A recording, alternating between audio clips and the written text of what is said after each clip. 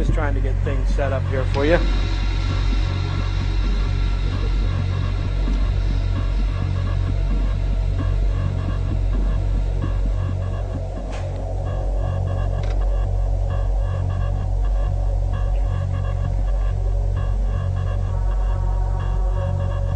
have a lot of information for you today.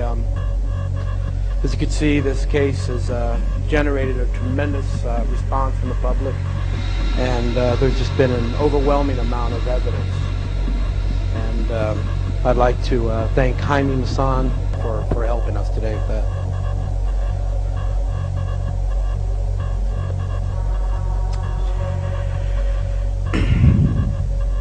The sun revolves around the earth. The world is flat. You'll never fly. We'll never get to the moon. It never happened. Narrow-minded concepts have been with us since time immemorial. What kind of world should we expect if those that fear the truth and cling to disinformation for dread of change bend our hearts and our minds to their ideals? What can be said of ourselves if we allow those that want to keep the truth from us to succeed? There are people that wish to strip us all of our rights and our freedoms and to take from all humanity peace and prosperity. Many have bled and died for our rights to speak, for people like Dr. Jonathan Reed, whose only wish is to tell of what happened to him. Yet there are those who clearly desire to keep him and others like him from the right to freedom of speech. Some self-proclaimed researchers and armchair contactees who spout diatribes concerning individual rights. When it comes to certain cases they are not comfortable with, well then suddenly individual rights don't matter anymore. Now more than ever, we must come together as a community to protect the rights of others. If we do not, then many of our men and women have sacrificed their lives for nothing. In the efforts of some to make a name for themselves, they ride the coattails of high-profile cases. If they can't be a part of it, then they will attempt to destroy it in the interest of gaining fame through the destruction of others. It is a very sad truth, but it is a truth, and unfortunately one all too common in the field of ufology. Betty and Barney Hill, Travis Walton, Willie Strieber, Dr. Jonathan Reed, as well as others, have suffered the slings and arrows of outrageous accusations. These people have suffered traumatic events, and instead of being greeted with understanding by some, they are met with hostility. What constitutes evidence in this phenomenon? It seems an ever-changing hurdle for one to jump. We have heard statements by others to the effect of, the picture is too clear, it's too fuzzy. Too much evidence, not enough evidence. They have too much, so it must be a government conspiracy. On the other hand, they say, there is no government conspiracy. If you believe in the UFO ET phenomenon, then it follows that you must accept that there is suppression of this information, and yet many have a difficult time understanding that a shadow government is responsible for this. As to the general criteria for determining evidence, it is impossible to fill. It's either too much, therefore conspiracy, not enough, so not true, too clear, not clear enough, on and on. This case is not smoking gun evidence, no. It's habeas corpus evidence. Hard evidence in the form of the Link artifact and blood samples.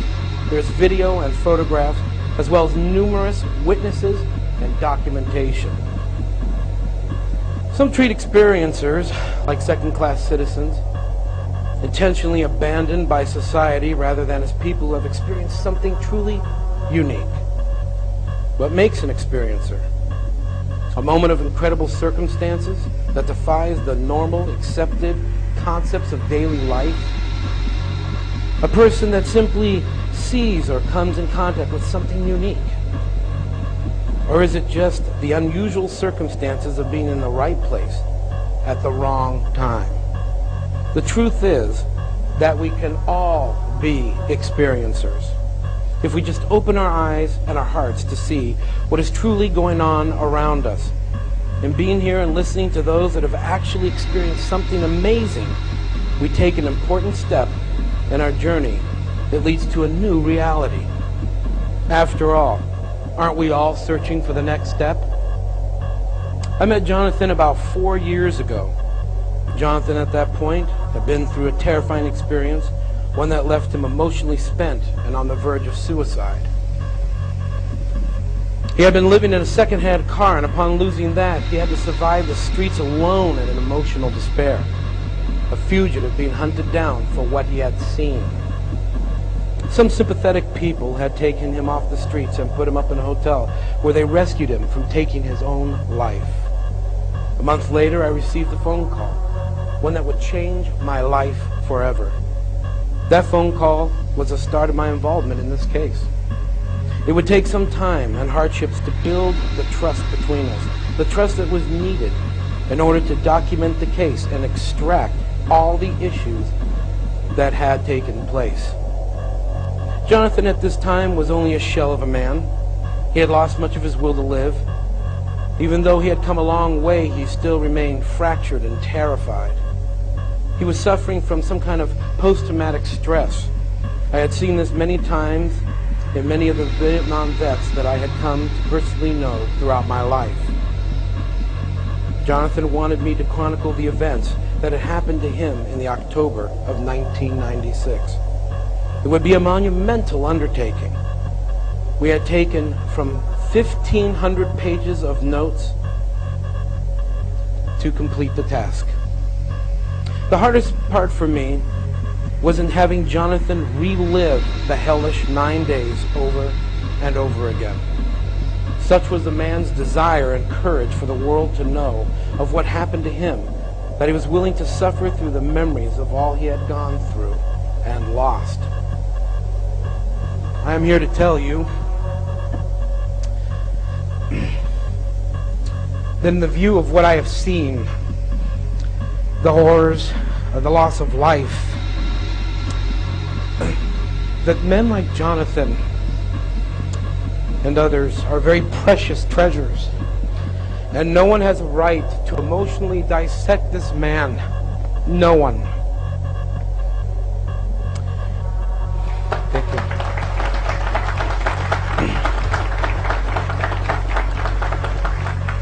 Jonathan spent days in bed, unwilling to face the outside world, a world that betrayed him.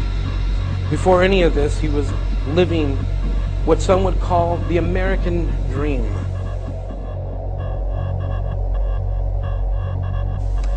Now, his erratic behaviors and feral-like actions mirror that of an animal that had been beaten and severely abused. Obsession and paranoia now seemed to drive his existence. At times he would shake uncontrollably and suffered from frequent vomiting. Jonathan couldn't sleep or eat for days on end.